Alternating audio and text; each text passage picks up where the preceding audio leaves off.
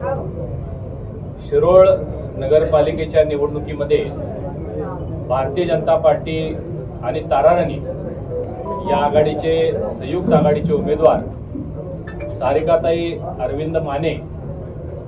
यांच्या प्रचारार्थ आज मी शिरोळ दौऱ्यामध्ये आलेलो आहे। आजच्या या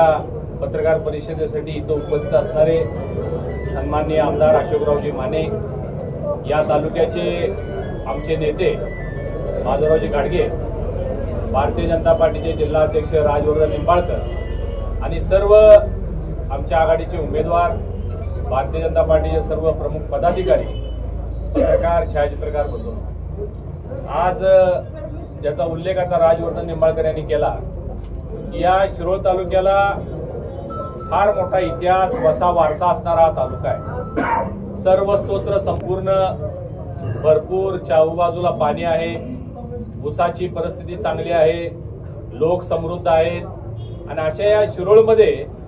गेल्या अनेक वर्ष वेगवेगळ्या विभागाची, वेगवेगळ्या गटाची सत्ता राहिलेली आहे, परंतु म्हणावा तसा विकास या शिरोळ शहराचा झालेला नाही आहे।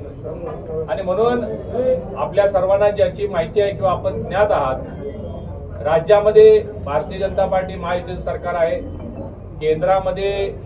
भारतीय जनता पार्टी एनडीएचं सरकार आहे आणि त्याच पद्धतीनं कोल्हापूर जिल्ह्यामध्ये सुद्धा भारतीय जनता पार्टी आणि सहकार्याची सत्ता असली पाहिजे, या भूमिकेतून आम्ही इथं आता ही निवडणूक लढवत आहोत। मी सांगितल्याप्रमाणे या शहराला फार मोठा वसावारसा आहे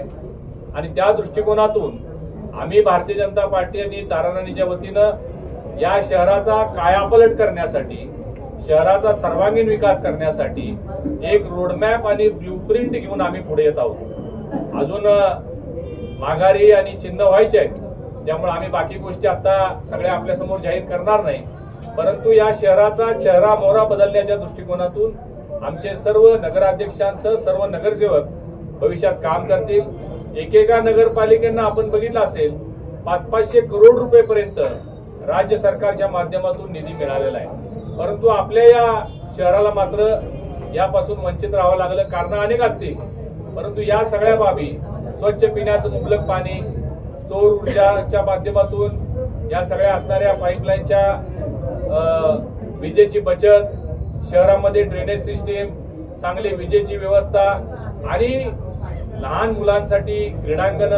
ज्येष्ठ नागरिकांसाठी विरंगुळा केंद्र, गार्डन्सची व्यवस्था, क्रीडांगणांची व्यवस्था आणि त्याचबरोबर चांगले मजबूत शासकीय कार्यालय, असे अनेक विषय घेऊन आम्ही ही निवडणूक लढवत आहोत। मला विश्वास आहे शिरोळची जनता आज हा जो पर्याय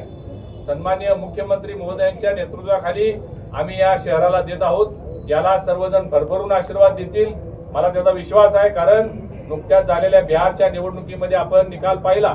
ज्या पद्धतीचा जनादेश लोकांनी भारतीय जनता पार्टी आणि आमच्या युतीला दिला, तसाच जनादेश या शिरोळ शहराच्या नागरिकांनी सुद्धा आमच्या या सर्व आघाडीला द्यावा, अशा पद्धतीचं आवाहन करतो, विनंती करतो। धन्यवाद।